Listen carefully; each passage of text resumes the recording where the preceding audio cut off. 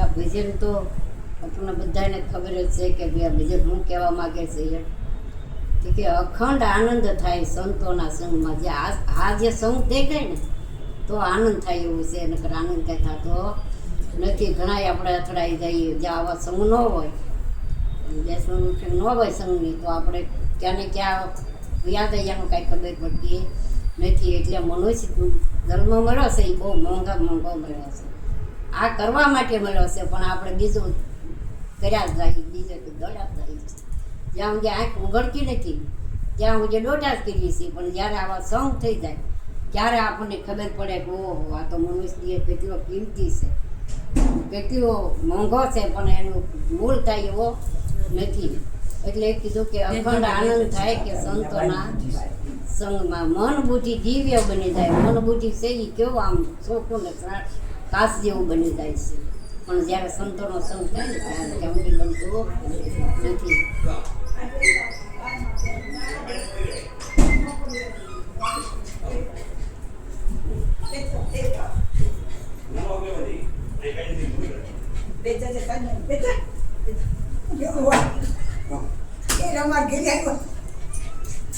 કે તન મન ધન નો કે છોડ્યો દાવો.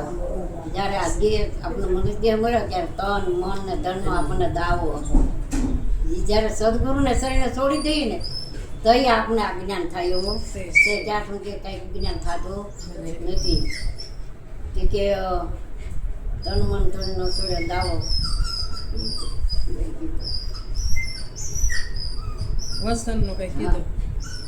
વસન ગુરુજીનું સહી કરી માનો.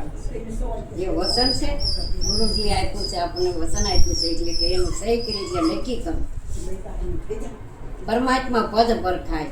જ્યાં સુધી પરમાત્મા પદ ન ઓળખાય ત્યાં સુધી આપણને કાંઈ ખબર પડતી નથી.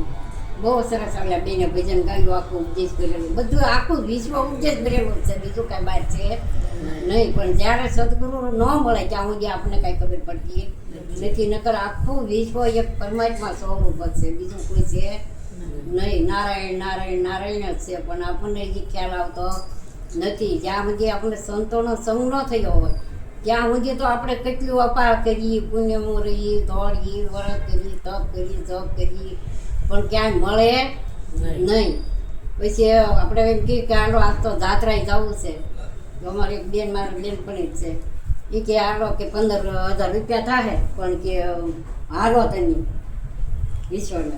મેં કે ના, મારે નહીં થવું. મારી જાત્રા છે ને, મારે જે સંતોના ઘેરે હું જાઉં ને એ મારી જાત્રા છે મારે. અને એ જાત્રા કરું નહીં, 15,000 ત્યાં રૂપિયા ભાંગું તો મારે આ જાત્રા જ છે. આજે હું જાત્રામાં જાય, મેં કીધું ભૂઈ જાય કીધી વળે એમ થયું કે હાલને ભૂઈ રહેવું એ કરતા લાઈન જાઓ, કહું જે થાય એ દર્શન તો થાય સંતોના. 15,000 બધા દર્શન થઈ ગયા. 15 રૂપિયામાં. હા,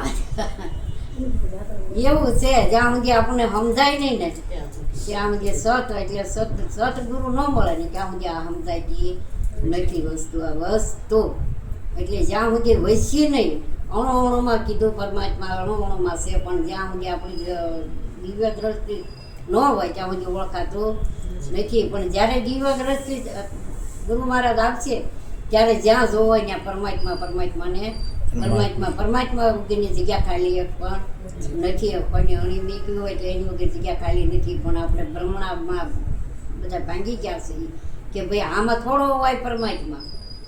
તો પરમાત્મા તો ગીતામાં કૃષ્ણ ભગવાને કીધું એ કાંઈ ખોટું તો ન હોય કે એની અણી મેકવી હોય એટલી જગ્યા મારી વગરની ખાલી નથી. પણ આપણે સુરતા ત્યાં લાગતી નથી. જ્યારે સુરતા લાગી જાય ને ત્યારે આપણે આપોઆપ કહેવું કે ના વાત સાચી છે.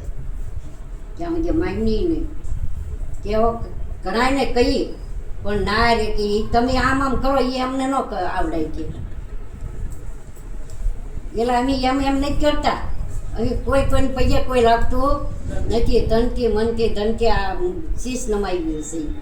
આ નમે ને તો કોકને ગમો એમ સંતોને શાન છે, પણ આપણે કાંઈ સમજતા નથી. એટલે આપણે એમ થાય કે આપણે નમી કર કોઈ નમતું નથી. પોતપોતાના જ નમી છે. આમાં તમારો ફોટો દેખાય ને તમારે મારો ફોટો દેખાય છે.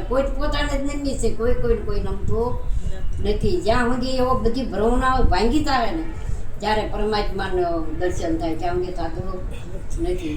પરમાત્મા એટલે કે સંતોની વાણી તો કે અમૃતની ધાર છે. અમૃતની ધાર જે સંતોની વાણી જે શબ્દો છે ને એ મોટી છે, પણ આપણે જ્યાં સુધી મોટી નથી ઝીલન ન કરીએ, ઝીલીએ નહીં ત્યાં સુધી આ મોતીની ખબર પડે નહીં. કે સર્વે સંતોનો એમાં સાર છે.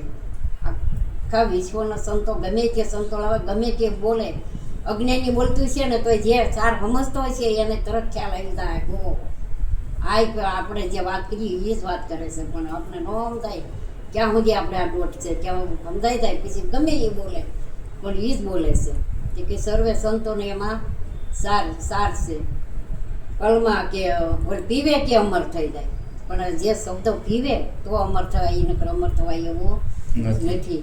અમર તો થવું છે પણ જે શબ્દોને પારેખ ન હોય, અને આપણે ઘણી ભક્તિ કરતા હોય પણ એ બધી ભક્તિ આંધળી છે.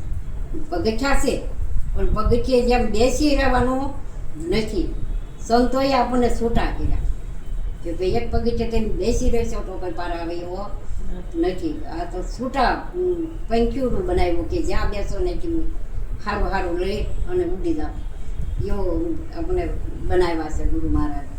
પણ આપણે બનતા નથી, એટલે આપણે આપણું અઠવાડિયે પણ મહિને સત્સંગમાં જાવ, અને અઠવાડિયે જવાતું હોય તો ઉત્તમમાં ઉત્તમ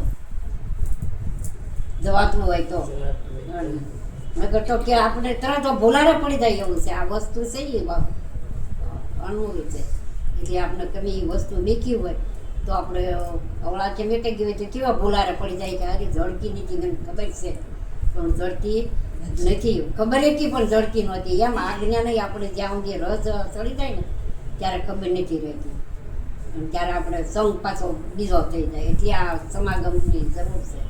સમાગમ જેટલો થાય ને એટલો જ્યાં સુધી આ ગે હાલે ત્યાં સુધી એની જરૂર છે. ઘણા એમ કે ભાઈ સમજાઈ ગયું પછી દોટ હું મેળવી હતી, પણ દોટ નથી સમજ્યા ને એને દોટ છે.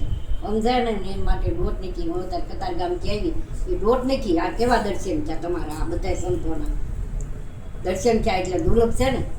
સદગુરુ મહારાજ.